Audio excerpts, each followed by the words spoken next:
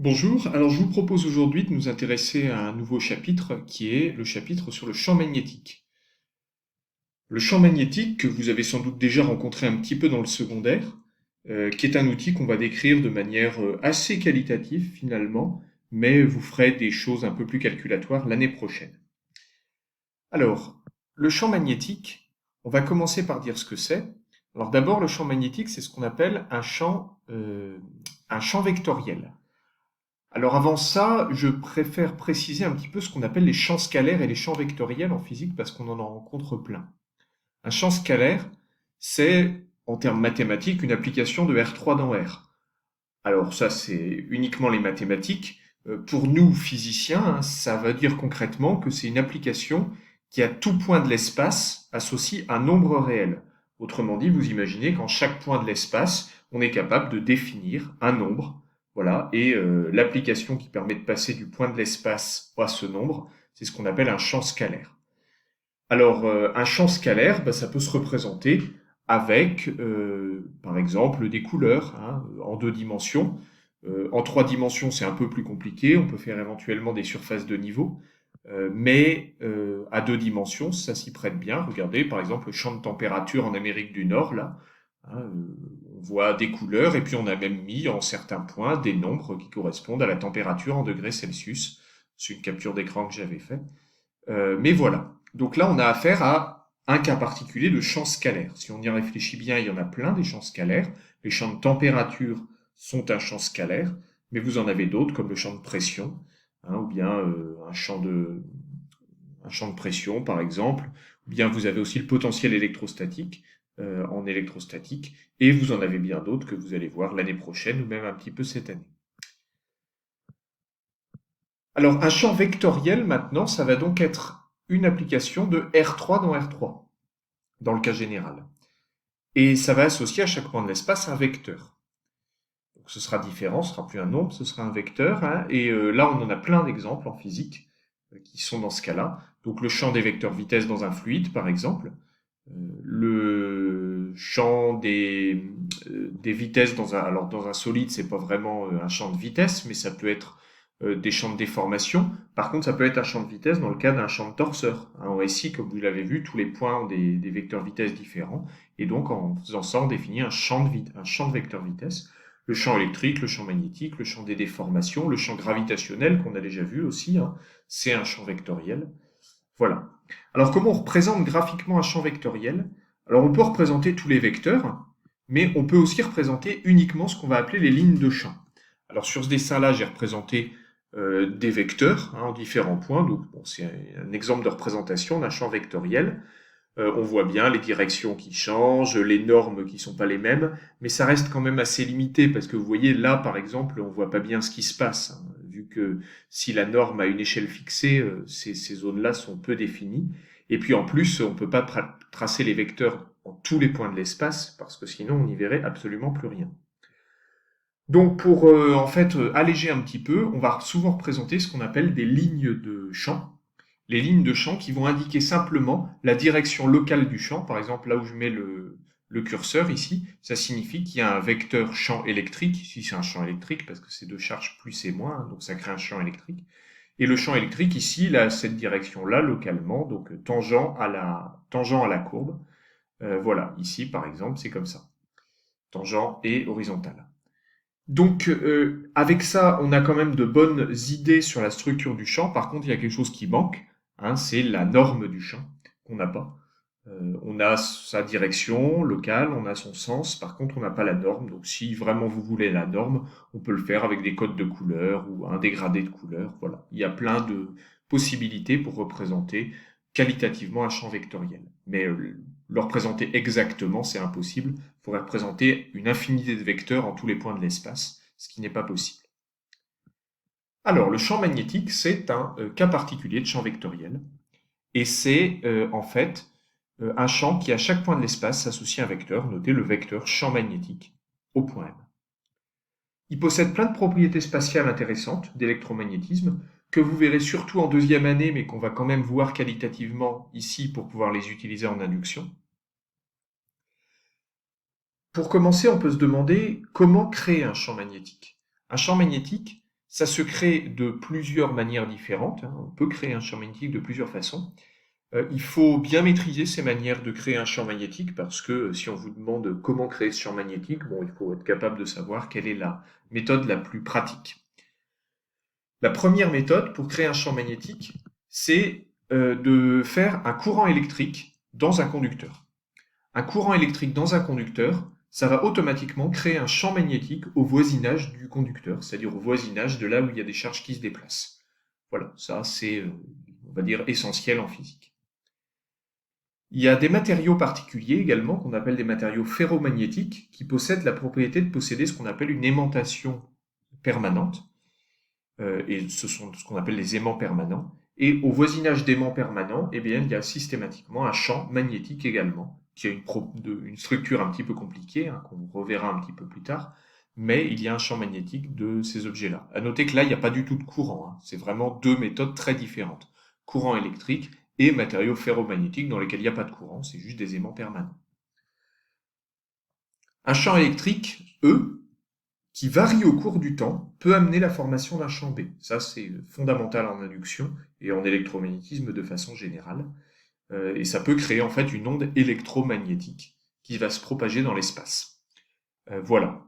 On va pas trop étudier ça parce que c'est pas fondamental pour cette année. Par contre, ça sera l'année prochaine où vous allez étudier l'électromagnétisme. Un champ E qui varie au cours du temps crée un champ B automatiquement. Et puis, il y a également des mécanismes qui peuvent être un peu plus compliqués, alors qui sont probablement une combinaison complexe de tous ces mécanismes-là, hein. Mais en fait, par exemple, le champ magnétique terrestre, on comprend à peu près comment il est généré, mais par contre, on a encore des zones d'ombre sur la physique précise du champ magnétique terrestre. Comment exactement il se comporte, et en particulier pourquoi il s'inverse, hein, périodiquement, comme on le reverra plus tard. Voilà, donc le champ magnétique peut être à la fois relativement simple à étudier comme objet, hein, juste au voisinage d'un fil ou d'un conducteur parcouru par un courant, mais ça peut être aussi un objet compliqué. Tout le monde sait comment on met en évidence très simplement l'existence d'un champ magnétique, hein. Par exemple, si vous avez un aimant ici, bien, des petites boussoles, donc des petites aiguilles aimantées, en fait c'est d'autres aimants, ça, hein, des aimants beaucoup plus légers, vont s'orienter dans l'espace et l'orientation va dépendre de la structure du champ magnétique créé par l'aimant. On le reverra plus tard. Mais voilà comment on fait simplement. Alors par ailleurs, un petit aimant placé dans un champ magnétique non uniforme, eh bien, en fait, il va être attiré par un autre aimant. Donc deux aimants s'attirent, mais ça, c'est pas dû uniquement au champ magnétique. C'est dû au fait que le champ magnétique soit non uniforme. Et ça, c'est pas facile à comprendre. C'est de la théorie un peu dure.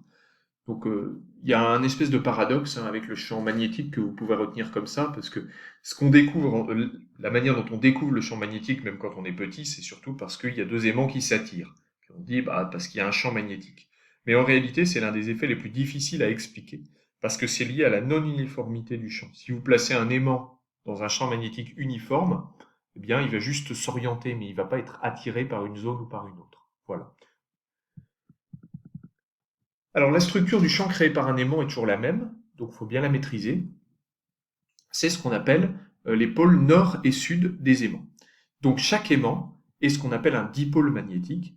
Il possède obligatoirement deux pôles. Quelque chose qui posséderait un seul pôle magnétique, ça n'existe pas. C'est même quelque chose de fondamental en physique. Donc, un aimant, systématiquement, un aimant permanent possède deux pôles. On verra que c'est vrai aussi des circuits électriques qui créent un champ magnétique, nord et sud. Par convention, le champ magnétique, lorsque vous sortez du dispositif, par exemple que vous êtes à l'extérieur de l'aimant, eh bien, le champ magnétique va systématiquement du pôle nord vers le pôle sud, en suivant les lignes de champ, comme ça. Donc le nord, c'est la source du champ magnétique, et le sud, c'est le récepteur, entre guillemets, même si on ne peut pas trop dire ça rigoureusement, mais en tout cas, les lignes de champ vont toujours du nord vers le sud, à l'extérieur du dispositif. Et si on met des petites boussoles, eh bien elles vont s'aligner localement suivant les lignes de champ. Pareil ici, vous voyez, avec un aimant de forme un peu plus compliqué, on a toujours un pôle nord, un pôle sud, avec les lignes de champ qui vont du nord vers le sud systématiquement. Pour le champ magnétique terrestre, eh bien il a cette forme-là à peu près, hein. Alors c'est pas un dessin très précis, mais il y a l'essentiel quand même, avec deux pôles nord. le pôle nord ici et le pôle sud là, puisque les lignes de champ vont de là à là. Alors, vous allez dire, ça correspond pas au dessin. Bah si, évidemment. En fait, il y a une curiosité, hein, une curiosité de géologie, c'est que actuellement, le champ magnétique terrestre possède un pôle nord et un pôle sud qui sont en fait inversés par rapport au pôle nord géographique et au pôle sud géographique. Voilà. Donc le pôle nord magnétique de la Terre correspond à peu près au pôle sud géographique, et encore pas exactement parce qu'il bouge un petit peu au cours du temps, hein. Et puis le pôle sud magnétique, c'est à peu près le pôle nord géographique. Voilà. Et en plus, ça s'inverse périodiquement. Donc ça, on le sait, hein, parce qu'on a fait suffisamment de sondes géologiques pour être absolument certain que périodiquement, le champ magnétique terrestre de la Terre change sa polarité. Voilà. Donc vous pouvez voir, il y a un article de Wikipédia qui est vraiment bien, j'ai trouvé, qui, qui explique ça, enfin qui explique, disons, qui récapitule un peu les connaissances sur le sujet. Alors l'ordre de grandeur du champ magnétique, un champ magnétique, eh bien, c'est un vecteur, et la norme de ce vecteur et les composantes de ce vecteur, hein, s'expriment en Tesla. C'est une unité dans le système international qui est le Tesla. Alors le petit problème, c'est que tout le monde n'utilise pas le système international et ça change bien dans d'autres systèmes d'unités. Mais en tout cas, dans le système international, il n'y a pas de problème, c'est le Tesla. Le symbole, c'est grand T. Et je vous propose un petit exercice pour voir si vous avez quelques souvenirs. C'est de retrouver la dimension de B, autrement dit l'expression du Tesla, dans le système international avec les dimensions de base L, T, M, I. Et puis exprimer un Tesla à l'aide des unités du système international. Voilà, essayez de voir où est-ce qu'on a déjà vu du champ magnétique dans le cours de l'année pour voir comment relier B à des unités connues. Je vous laisse y réfléchir 2 minutes, puis après vous pouvez passer à la suite de la vidéo. Je vous donnerai la réponse quand on va se voir en cours la prochaine fois. Alors il y a quelques valeurs à retenir par cœur. Alors par cœur parce que je vous en demande pas beaucoup sur le champ magnétique, mais c'est quand même important d'avoir des ordres de grandeur. Le champ magnétique terrestre à Paris, c'est 4-10-5 Tesla. Voilà, ça c'est le champ magnétique total, la norme du champ magnétique à Paris. Donc, vous voyez, en Tesla, l'ordre de grandeur, c'est 10-5. Au voisinage d'un aimant standard, on rencontre souvent des champs magnétiques de 10 ou 100 millitesla. Alors c'est pas facile d'être très précis parce que c'est ça décroît très vite avec la distance à l'aimant, donc ça dépend où on se place, mais c'est l'ordre de grandeur qu'on peut rencontrer, hein. C'est la dizaine ou la centaine de millitesla. On peut atteindre le Tesla pour les aimants extrêmement puissants au voisinage d'eux, mais c'est rare. Et dans des dispositifs d'IRM, c'est assez rare qu'on dépasse 10 Tesla. 10 Tesla, c'est déjà un champ magnétique extrêmement intense, même si on peut monter au-dessus avec des bobines en impulsionnel. On dépassera très rarement les 100 Tesla dans des dispositifs terrestres. Voilà. Donc tout ça pour vous dire que si après une application numérique vous trouvez 10 puissance 6 Tesla, c'est une erreur. C'est pas réaliste pour des dispositifs terrestres. Là, vous avez quelques ordres de grandeur. En tout cas, vous pouvez retenir cela. Ça va vous suffire pour vous repérer. Dans la dernière partie, on va voir comment mesurer un champ magnétique. En effet, on a vu comment le produire, mais pas comment le mesurer, ce qui est extrêmement important en physique. Alors pour mesurer un champ magnétique, on n'a pas énormément de méthodes. Alors il y a plusieurs méthodes qui sont un peu anecdotiques, mais il n'y a qu'une seule méthode vraiment précise en fait, qui est utilisée dans pratiquement tous les dispositifs où on a besoin de mesurer un champ magnétique. C'est ce qu'on appelle la sonde à effet Hall. Alors, c'est pas rigoureusement au programme, mais il me semble qu'il est important quand même d'en parler, parce que c'est à peu près le seul moyen qu'on ait, hein, comme je vous l'ai dit, de mesurer un champ magnétique précisément. Et cette sonde-là est vraiment dans tous les dispositifs de mesure, notamment dans les smartphones en particulier, où vous avez forcément des magnétomètres, donc des sondes à effet Hall. Alors, ça permet entre autres de faire des fonctions boussole, hein, ou Tesla-mètre, voilà. Mais de façon générale, dans des laboratoires, si on a besoin de mesurer un champ magnétique localement, ou au moins une composante, on utilise une sonde à effet Hall. Alors, les sondes à effet Hall sont en fait constituées d'une ou plusieurs cellules à effet Hall. Donc, les cellules à effet Hall, leur principe de fonctionnement est le suivant. Je n'ai pas détaillé sur le document, mais je vais vous expliquer en direct. Donc, le but, c'est d'avoir taillé un cristal de semi-conducteur, alors qui a cette forme-là, ou voilà, une forme au moins parallélépipédique, et on va venir imposer à cette cellule de semi-conducteur une différence de potentiel qu'on va appeler Vx. Voilà, c'est une simple tension, hein. Et ce Vx, eh bien, va créer un courant, parce qu'un semi-conducteur, eh bien, c'est en particulier un conducteur qui a d'autres propriétés électriques plus compliquées, mais en tout cas, ça conduit, hein. Et donc, ça va conduire à un courant.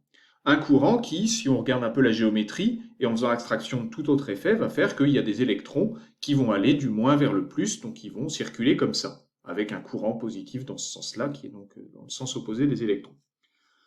Jusque-là, c'est finalement un simple barreau conducteur. Il n'y a rien qui permet de mesurer le champ magnétique. Ce qui va se passer si jamais on met un champ magnétique BZ qui va être orthogonal, donc ici vers le haut, à l'échantillon. Si vous regardez bien, les électrons ont une vitesse comme ça, B est vers le haut, et comme n'importe quelle particule chargée, ces électrons-là vont être soumis à une force qui est la force de Lorentz, qu'on a déjà vu dans le cours, QV vectoriel B. Donc pendant un certain temps, ils vont être soumis à cette force-là, qui va en fait les dévier. Alors qu'ils auraient dû aller tout droit, ou au moins respecter un petit peu la géométrie du problème, ils vont être déviés. Alors si on regarde bien, vous pouvez faire la règle des trois doigts de la main droite, hein, pour voir si c'est cohérent, mais ces électrons vont être déviés finalement par là. Voilà. Alors ça ne pourra pas se produire indéfiniment, sinon on aurait évidemment une surface chargée moins et qui arrêterait pas de se charger moins, et puis là ici une surface chargée plus qui arrêterait pas de se charger plus. Il y a une limite à ça, et la limite en fait, c'est que lorsque cette surface est suffisamment chargée moins et cette surface suffisamment chargée plus, puisque les électrons ont été déviés par là, donc là forcément c'est chargé plus, ça fait un espèce de condensateur. Et dans le condensateur, il y a un champ électrique qui va s'opposer à cette déviation d'électrons. Donc finalement, en régime permanent, les électrons, ils iront tout droit. Voilà. Mais la chose qui a changé, c'est que cette surface-là sera un petit peu chargée moins, cette surface-là sera un peu chargée plus. Et ça fait en fait une différence de potentiel entre ces deux surfaces-là ici, celle-là, la chargée plus, et la chargée moins ici. Et cette différence de potentiel, on l'appelle la tension de Hall, et quand on fait toute la théorie de ce machin-là, on voit que cette tension-là est en fait proportionnelle à la composante Bz, c'est-à-dire à la composante normale du champ magnétique. Voilà, et donc en connaissant VH puis plein de propriétés sur le semi-conducteur, sur la cellule et tout, mais ça fera juste une constante de proportionnalité, on peut remonter comme ça à Bz. Donc voilà le principe d'une sonde à effet Hall, hein. C'est en fait lié à une mesure de tension, comme toujours en physique. Mais vous voyez que c'est assez astucieux et qu'un champ magnétique ne se laisse pas mesurer facilement. Il faut construire ce genre de cellule. Alors voilà, c'est ce genre de choses, hein, miniaturisé qu'il y a dans tous les téléphones. Donc vous comprenez bien que cette géométrie-là peut permettre de mesurer qu'une seule composante de B, mais que si vous en mettez trois côte à côte, eh ben vous arriverez, trois orientés différemment bien sûr, vous arriverez à avoir les trois composantes du champ magnétique. Voilà le principe d'une sonde à effet Hall, c'est comme ça qu'on mesure des champs magnétiques de façon générale.